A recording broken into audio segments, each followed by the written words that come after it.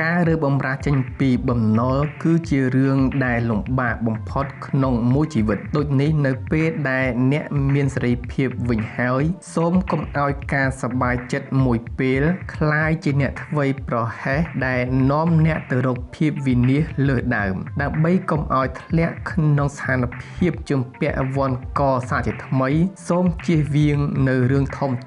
ទាំង4នេះ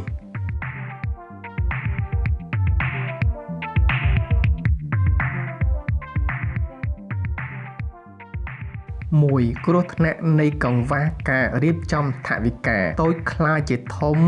រិចជាបំណុលទោះបីជាអ្នកមានចំណូលតិចឬច្រើនក៏ដោយប្រសិនបើអ្នកគ្មានផែនទីចំណាយច្បាស់លាស់ទេ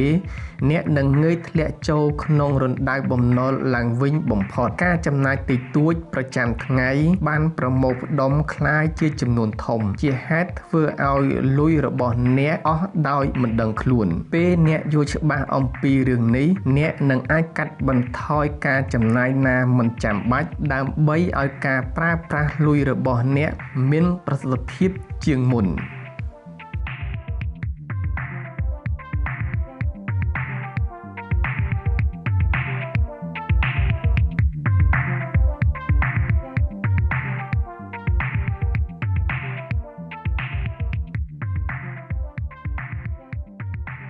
2ការដាក់អត្ថិភាពខុសលំដាប់ការធ្លាប់រស់នៅក្រោមសម្ពាធបំណុលយូរពេកអាចធ្វើឲ្យអ្នកស៊ាំហើយចាប់ផ្ដើមមើលស្រាលវិន័យហិរញ្ញវត្ថុនៅពេលដែលអ្នកទើបតែរួចខ្លួនពីបំណុលអ្នកអាចនឹងមានអារម្មណ៍ចង់ចំណាយលើការកម្សាន្តឬសម្ភារៈនិយមភ្លាមប៉ុន្តែត្រូវចាំថាកុំឲ្យសេរីភាពធ្វើឲ្យអ្នកភ្លេចខ្លួនការរស់នៅដោយគ្មានបំណុលគឺជាអាទិភាពខ្ពស់បំផុតមនុស្សជាច្រើនយល់ច្រឡំថានៅពេលសងគេអស់គឺបញ្ជាក់ថាពួកគេអាចចាយវាយដូចដើមវិញបានទុយទៅវិញនេះជាពេលវេលាដែលអ្នកត្រូវការពារសេរីភាពហិរញ្ញវត្ថុនេះឲ្យបានហ្មត់ចត់បំណុលមិនមែនបាត់ទៅវិញដោយឯងទេបើអ្នកបង្កើតវាម្ដងទៀតវានឹងមកជាមួយការប្រាក់ដែលធ្វើឲ្យអ្នកចំណាយលុយច្រើនជាងតម្លៃទំនិញ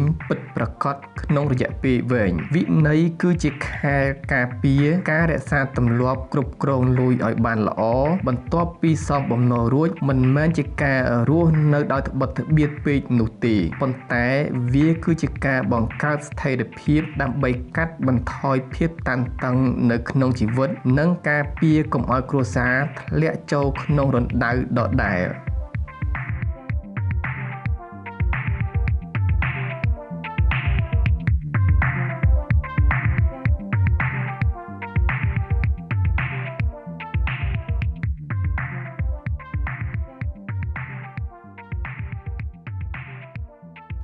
3ការប្រកាន់ខ្ជាប់នៅទម្លាប់ចាស់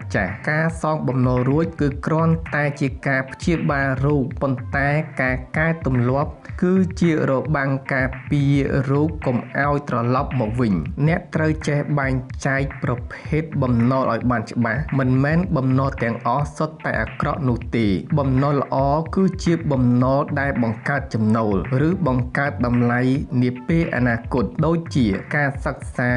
ឬទិញផ្ទះក្នុងតម្លៃសមរម្យបំណុលអាក្រក់គឺជាបំណុលដែលកើតចេញពីការចំណាយខ្ជះខ្ជាយទិញរបស់តាមអារម្មណ៍ឆេវឆាវនិងការប្រើប្រាស់សម្ភារៈនិយមលើសពីសមត្ថភាពហ៊ានទទួលស្គាល់ការពិតមានតែអ្នកម្នាក់គត់ដែលដឹងថាតើទម្លាប់មួយណាដែលធ្វើឲ្យអ្នកធ្លាក់ក្នុងរណ្ដៅបំណុលពីមុនមកតើ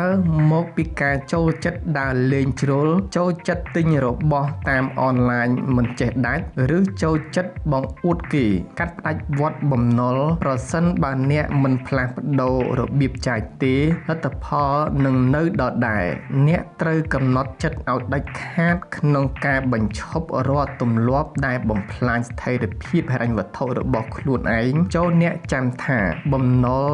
នឹងមិនព្រមចាកចេញពីអ្នកឡើយដរាបណាអ្នកមិនទាន់ព្រមបោះបង់ទម្លាប់ដែលបង្កើតវា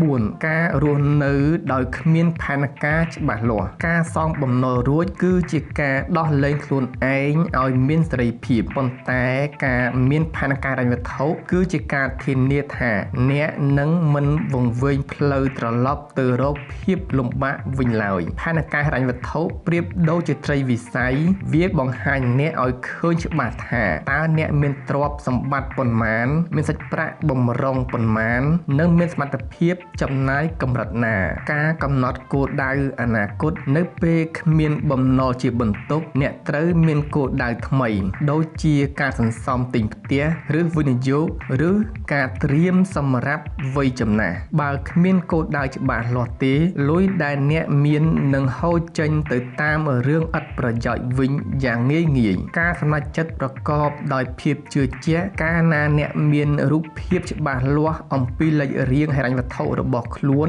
អ្នកនឹងលែងភ័យខ្លាចឬស្ទាក់ស្ទើរក្នុងការសម្រេចចិត្តធំព្រោះអ្នកដឹងថាអ្វីដែលអ្នកអាចធ្វើបាននិងអ្វីដែលមិនគួរធ្វើ